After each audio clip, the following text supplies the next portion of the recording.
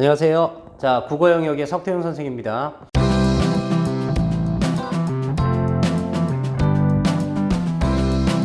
자, 시즌2의 강의 계획을 간단하게 좀 설명을 드릴게요. 자, 시즌1은 이미 지나갔고, 자, 이제 시즌2에서 저는 언매 수업이 하나 있고요. 그 다음에 두 번째는 이제 문학 수업이 하나 더 있습니다. 시즌1은 8주 정도로 계획되어 있죠. 원래 노는 줄 알았는데 하루 안 놀더라고요. 그래서 8주 정도 수업이 진행되면 8주 안에 6평 전까지, 그래서 8주를 기준으로 해서 6월 평가원을 기준으로 해서 6평 전까지의 언매는 기본 과정을 한 번 더 돌려놓은 상태이기 때문에 언매는 아마도 신규로 수업을 듣게 되는 사람들은 언매 기본 개념서가 따로 나갈 겁니다. 6평을 대비해서 6평 수능평가 수능 특강 안에 들어있는 어휘들을 따로 정리해 놓은 언매 개념서가 하나 들어갈 거고요. 그 다음에 나머지는 수업의 핵심은 거의 대부분 다 이제 실전 문제풀이를 하기 시작할 거예요. 그래서 실전 문제풀이를 들어갈 건데, 실전 문제풀이에서 우리가 조금 더 주력을 해야 될 건, 자, 보통 실수가 많았던 문제들. 그러니까 이전에 여러분들이 풀기 전에 이런 문제들을 풀었던 많은 학생들이 실수를 많이 했던 문제들.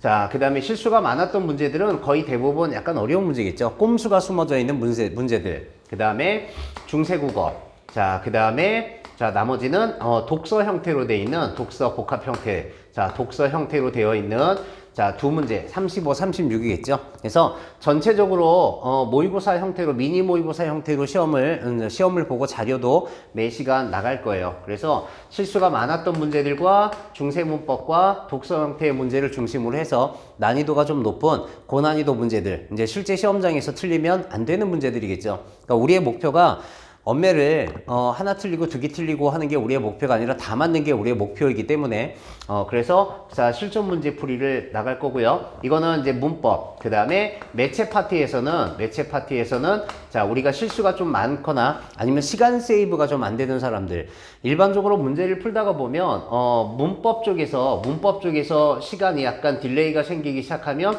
매체에서도 똑같이 실수가 나오기 시작합니다. 그런데 실수는 평상시에는 얼마든지 해도 됩니다만 실제로 수능 시험장 들어가면 실수한다는 것은 곧 실패한다는 얘기하고 똑같은 말이죠. 그래서 실수가 없도록, 그래서 꼼꼼하게 6평을 대비해서 6평 전까지 실전 문제 풀이를 하는 과정이라고 생각하시면 딱 맞을 것 같습니다.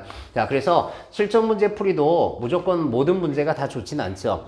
언매가 시중에서 문제를 우리가 구해서 문제를 풀다가 보면 수능과는 결이 다른 문제들이 되게 많을 거예요. 그래서 기존에 수업을 들었던 사람들은 알겠지만 이 문제는 한 문제로 끝나는 게 아니라 만약에 수능에 나온다면 이 문제는 난이도가 낮은, 또는 이 문제는 난이도가 높은, 또는 이 문제를 이런 방향으로 물어봤을 때 우리가 어떻게 대처해야 될지 각각의 문제들을 다 대처할 거고, EBS 안에 포함되어 있는 어휘들은 전부 싹 다 정리를 해서 실제로 시험에 선지에서 나오는 우리에게 좀 낯선 어휘들을 따로 정리를 하고 문제풀이를 하고, 자, 이런 과정이 자 8주 동안 진행이 될 거예요. 그래서 6월 평가원을 목표로 움직이는 건 맞습니다만 6평이 끝나고 나면 이제 6월 평가원 모의고사를 평가하겠죠. 올해 수능에 뭐가 나올 건지.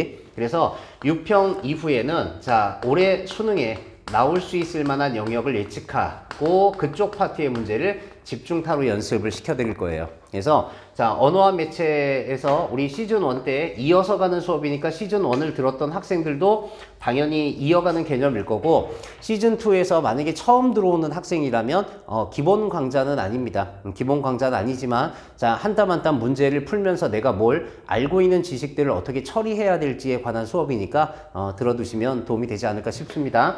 자, 언매 심화 수업은 이렇게 진행이 될 거고요.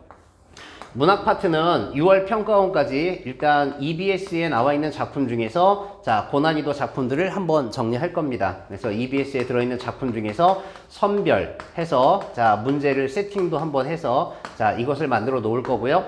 그 다음에 이거 말고도 우리는 자, 가사, 실제로 수능에 나오는 고전시가의 거의 대부분은 가사 문학하고 연시조입니다.